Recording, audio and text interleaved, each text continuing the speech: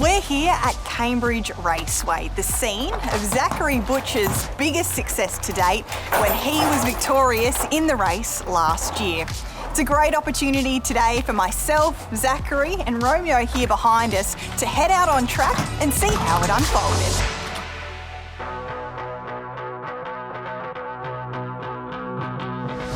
In terms of, I guess, the start of a race, they say the start of a New Zealand Cup, you're walking around and you can feel the pressure. Was it a dissimilar feeling that night? Yep, yeah, 100%. Every other drive was quiet, eh? There wasn't much getting set out there, and it's always been the same in those big races. You know, you're out there to do a job on the biggest stage, and yeah, you have to be dialed in and focused. And yeah, just looked at Scotty, give him the thumbs up, said we're ready to rock and roll, brother. And from there, that whistle blows, and yeah, you start running up to that gate, and you know all the talk stops. You know, all the we'll do this, we'll do that. It goes out the window, and it's go time. So we're approaching the 2,200 metre starting point here. You're behind the gate. Does he know it's go time? What did you do? You know, we get to the bell here, and I give him a little click up. You know, I said, right, Merlin, let's go step to the front there. We'd been told it wasn't, but there's only one way to find out it wasn't there. And so I've hit this bend. We're rolling along, you know, and I could feel we're rolling, and I couldn't get any closer than that. So, you know, that's where it went to plan C after that. And we pulled back. I had a look back, and I think it was at about this point I saw Speak the Truth and Adam Sanderson out there, and just sort of waited for him to get round there and take a sit on his helmet. How did he feel at this point? Did he feel as though he was going to come back to you? Is that something you had to consider, or were they rolling at such an even tempo that you thought, okay, we're comfortable? Comfortable, and I think a big part of that was I guess that Aussie style of racing where Adam got round and he kept it even. You know, there was no backing up, hence the quick pace we were going, and I think that really helped me, you know, drop that bit and relax. Are you just in your peripherals watching it and waiting? How did you feel at this point? Peripherals, yes, you're always listening. You know, you never want to get caught napping. There's nothing more embarrassing than being in a $1 million race and not getting out at the right time.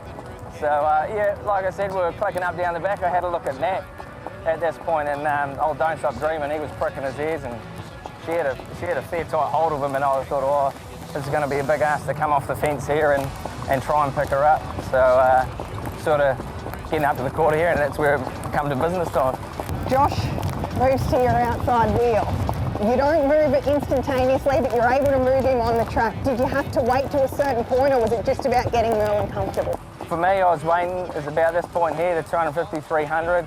I thought I've got to go now in case Nat gets away from me. You know, she pulled the plugs. If she puts too much of a gap on me, well, he was such a good horse, you know, it's going to be hard to pick him up. But I just eased off here, and wow, Merlin, he just went to the next gear, and like I thought, we're a chance here, you know, we can win this. We hit the straight, and I picked her up within 100 metres, which I didn't think we'd be able to do. And it was at this point, halfway down the straight, I've looked across and I've gone past her, and I was just like, please be today, you know. I've always wanted to win a race like that, and I can see the crowd roaring, I can see me in front of Nat, and I hit the line, and I'm a neck in front. I couldn't believe it. I've just given it a year.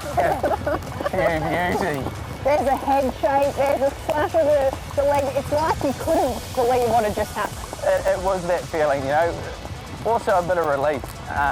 He was in the market, and like I said, we get paid to do a job out here, and we have to do it to the best of our ability. And to pull that off, I think Aaron White said the magic of Merlin. You know, he's just, I love that horse. He's my favourite horse, and it was a bit of magic that night. So I was sort of, yeah, it was a slap yourself moment, and like, wow, you know, we've actually done it. To end up in front in a race like that in front of a crowd, yeah, it was one of my biggest thrills, that's for sure.